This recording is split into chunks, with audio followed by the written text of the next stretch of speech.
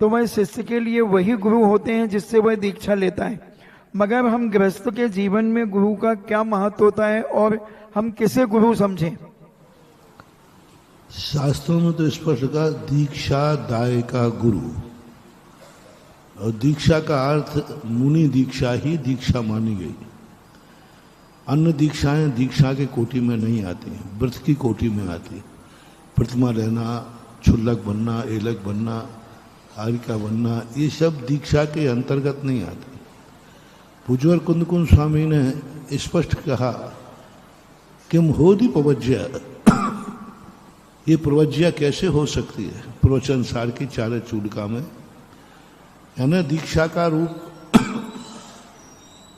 आरिका तक के लिए दीक्षा का स्वरूप नहीं दिया गया, एलक क्षुल्लक के भी दीक्षा का रूप नहीं दिया गया। मुनि दीक्षा जिससे ली जाती है, जो मुनि दीक्षा देता है वही गुरु कहलाता है। दीक्षा दाय का गुरु, जो दीक्षा देता है वही गुरु है। वहाँ आचार्य उपाध्याय साधु का कोई प्रसंग नहीं है, वहाँ प्रसंग है दीक्षा देने वाले का। कौन दीक्षा, मान लो किसी मुनि महाराज ने दीक्षा दी तो वही उसका गुरु है। पूज्यवर शांति सागर महाराज ने मुनि अवस्था में 7 दीक्षाएं दी थी, 7 या 5, और वो सारे मुनि थे वो उसमें, और वही उनके गुरु कहलाने, वही उनको गुरु रूप में मानते थे। और वो 5 6 मुनिराज थे पूज्यवर शांति सागर, लेकिन उनके शिष्य उनको गुरुदेव ही बोलते थे, गुरु ही बोलते थे। उनके जब भी वो अपने गुरु का परिचय बोलते थे तो शांति सागर को ही बोलते थे। आचार्य ज्ञान सागर महाराज ने जब दीक्षा दी, वे मुनि महाराज थे। आचार्य अपने विद्यासागर महाराज की दीक्षा हुई तब उन्होंने, वो मुनि थे ज्ञान सागर महाराज, मुनि अवस्था में ही दीक्षा हुई। पर आचार्य मुनि विद्यासागर महाराज ज्ञान सागर महाराज को ही गुरु मानते थे, भले उनके गुरु मुनि थे। कितने वर्षों तक, 1968 के अंदर आचार्य ज्ञान सागर मुनि महाराज थे, जिस समय आचार्य मुनि विद्याधर की दीक्षा हुई, यानी मुनि अवस्था में दीक्षा दी, और उन्हीं को ही उन्होंने गुरु माना और उन्हीं की ही वो आचार्य भक्ति करते थे। भले वो उनके मुनि महाराज आचार्य नहीं थे, आचार्य ज्ञान सागर महाराज आचार्य नहीं थे। 1-1.5 साल के बाद आचार्य पद की स्थिति बनी। 1-1.5 साल के पहले आचार्य भक्ति ज्ञान सागर महाराज की करते थे मुनि विद्यासागर और मुनि ज्ञान सागर।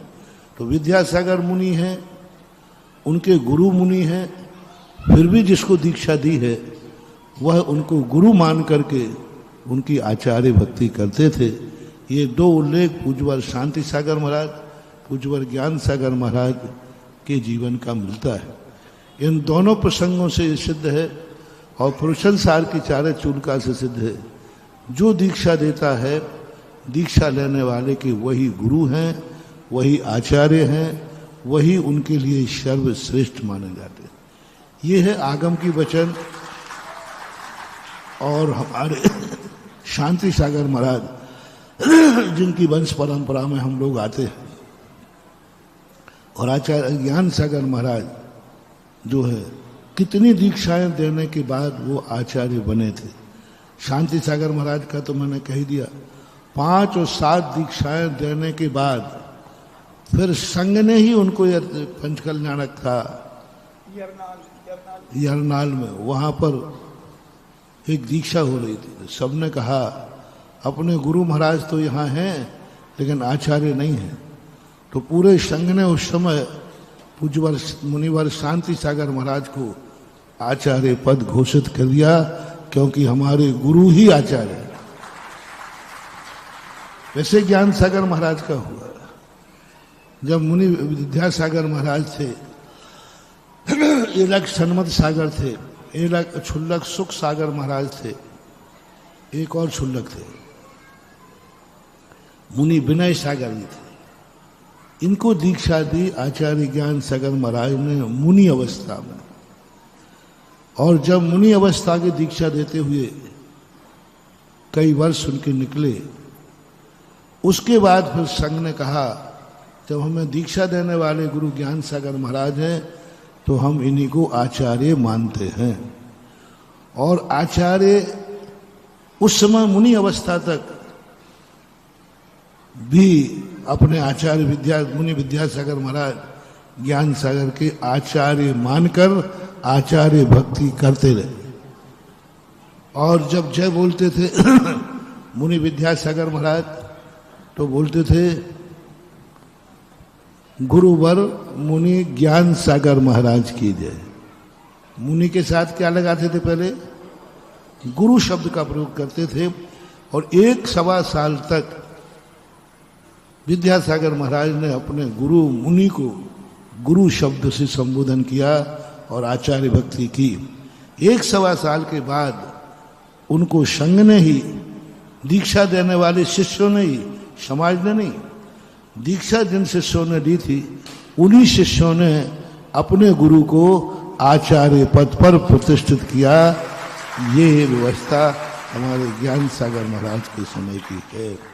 ऐसा होता है आचार्य पद को लेकर के फिर हिटलर शाही करने लग जाते हैं, जैसे वो राजा करने लग जाता ना, ऐसे ये धार्मिक व्यवस्थाएं हैं, ये भक्तों की व्यवस्थाएं हैं, ये शिष्यों की व्यवस्थाएं। आचार्य पद पर कभी मुनि बैठता नहीं है, शिष्य उनको आचार्य पद पर बैठाते हैं। साधु बनना और गुरु बनने में अंतर है। साधु तो कोई ना कोई गुरु बनाएगा, लेकिन जैसे कोई गुरु किसी को साधु बनाता है, इसी प्रकार कोई शिष्य किसी साधु को गुरु बनाता है। साधु बन सकता है गुरु, लेकिन गुरु नहीं बन सकता। एक व्यक्ति साधु बन सकता है, अपनी साधना कर सकता है, लेकिन गुरु तो जब भी बनेगा जब शिष्य चाहेंगे। और शिष्य समुदाय या शिष्य जब कहता है नहीं ये मेरे गुरु हैं, और जब गुरु हैं तो यही मेरे आचार्य हैं। ये व्यवस्थाएं अनादि अनंत काल से चली आई, इसलिए एक नहीं। इसलिए तो आचार्यों की भिन्नता नाना प्रकार की पाई गई। नाना प्रकार के आचार्य होते हैं, एलाचार्य होते थे, वालाचार्य होते थे, प्रवर्तकाचार्य होते थे।